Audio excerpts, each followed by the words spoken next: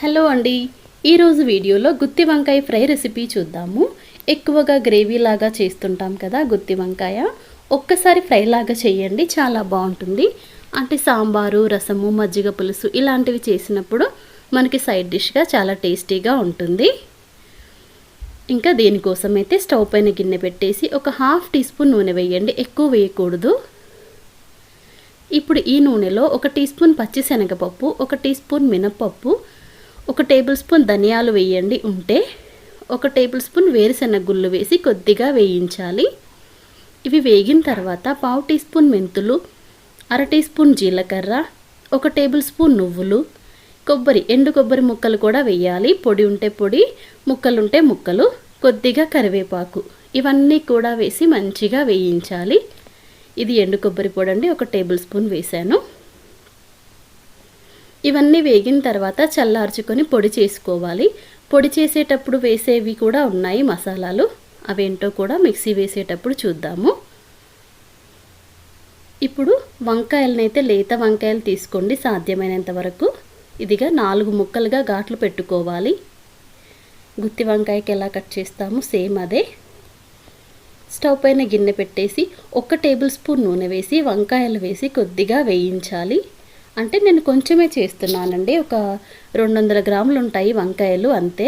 దానికి తగ్గట్టు మసాలా తీసుకున్నాను. మీరు ఎక్కువ చేసేది ఉంటే ఇంగ్రీడియంట్స్ ఎక్కువగా తీసుకోండి. ఇప్పుడు ఇందాక వేయించిన పప్పుల్లో రుచికి సరిపోను ఉప్పు, కారం, ధనియాల పొడి అండి, నేను ధనియాలు వేయలేదు కదా, అవి మిక్సీ పట్టేసి దాంట్లోనే ఒక 7-8 వెల్లుల్లి రెబ్బలు, కొద్దిగా చింతపండు, కొంచెం కొత్తిమీర ఆప్షనల్ అండి, ఉంటే వేయొచ్చు, వద్దనుకుంటే స్కిప్ చేయొచ్చు. ఇంక ఇవన్నీ మిక్సీ పట్టేసుకోవాలి. ఈలోపు వంకాయలు కూడా మగ్గుతూ ఉంటాయి. సగం పైన మగ్గితే చాలండి, కంప్లీట్గా ఉడకక్కర్లేదు. మళ్ళీ మసాలా స్టఫ్ చేసుకొని ఉడికిస్తాం కదా, ఒక సగం పైనే ఉడికించాలి.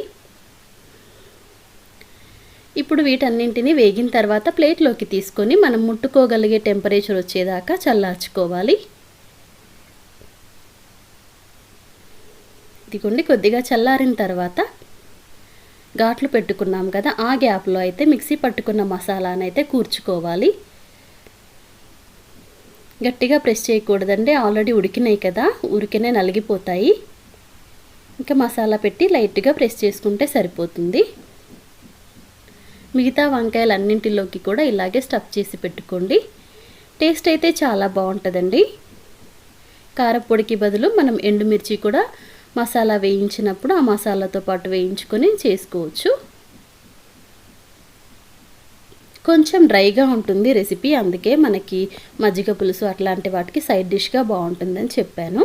ఇప్పుడు అన్నీ కూడా స్టఫ్ చేసుకున్న తర్వాత స్టవ్ పైన గిన్నె పెట్టేసి 1 టేబుల్ స్పూన్ నూనె వేసి, ఉల్లిపాయ ముక్కలు కూడా ఆప్షనల్ అండి, ఇష్టమైతే వేయొచ్చు, లేదంటే స్కిప్ చేయొచ్చు. నేనైతే కొద్దిగా ఉల్లిపాయ ముక్కలు వేసి అవి కొంచెం వేగిన తర్వాత మనం స్టఫ్ చేసుకున్నాం కదా గుత్తి వంకాయలు, ఆ వంకాయలన్నీ కూడా కళాయిలో పెట్టేసి మూత పెట్టి మరొక 2 నిమిషాలు మగ్గించాలి. ఇప్పుడు దీంట్లో 1/2 టీ స్పూన్ పసుపు, మిక్సీ పట్టుకున్నాం కదా మసాలా మిగిలిపోయింది, స్టఫింగ్ చేసుకోగా మిగిలిపోయింది, దాన్ని కూడా వేసేసి మంచిగా కలుపుకోవాలి. మీకు ఆయిల్ తగ్గింది అనిపిస్తే కొద్దిగా యాడ్ చేసుకోండి, నేను వేసాను, మరీ డ్రైగా అనిపించింది. ఇంకో నిమిషం పాటు ఉడికించుకోవాలి. లేతవి కదండి, తొందరగానే ఉడికిపోతాయి వంకాయలు అనేవి. ఇదిగోండి, 1 టీ స్పూన్ అంతా ఆయిల్ మళ్ళీ వేసాను, వేసేసి కలిపేసి, మీకు మసాలా క్వాంటిటీ కావాలంటే ఇందాక వేసిన ఇంగ్రీడియంట్స్ అన్నీ కూడా పెంచేసుకోండి క్వాంటిటీ. ఒక 5-6 నిమిషాల్లో అయితే మనకి మంచిగా ఉడికిపోయినాయి, మసాలా కూడా వేగిపోయింది. ఇంకా చివర్లో కొత్తిమీర ఆకు వేసేసి స్టవ్ ఆఫ్ చేసుకోవడమే. గుత్తి వంకాయ ఫ్రై రెసిపీ అయితే రెడీ అయిపోయిందండి. సింపుల్ ప్రాసెస్లో ఫాస్ట్గా అయిపోతుంది. కొంచెం వంకాయ చల్లారేదాకా వెయిట్ చేయాలంతే. అంతే అండి, సింపుల్ గుత్తి వంకాయ ఫ్రై అయితే రెడీ అయిపోయింది. ఈ వీడియో నచ్చితే ప్లీజ్ లైక్ చేయండి, ప్లీజ్ సబ్స్క్రైబ్ చేసుకోండి ఫ్రెండ్స్. Thanks for watching.